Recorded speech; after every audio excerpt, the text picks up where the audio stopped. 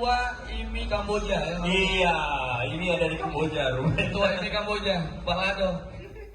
Syedaralun, puluhan mobil yang sudah dimodifikasi diparkirkan berjejer rapi di pameran Rencong Automotive Show 2023 di halaman belakang Stadion Harapan Bangsa Banda Aceh pada Minggu 16 Juli 2023.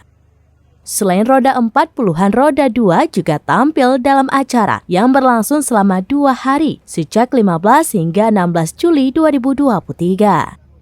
Acara ini diselenggarakan oleh para komunitas pecinta otomotif di Aceh bersama IMI Aceh.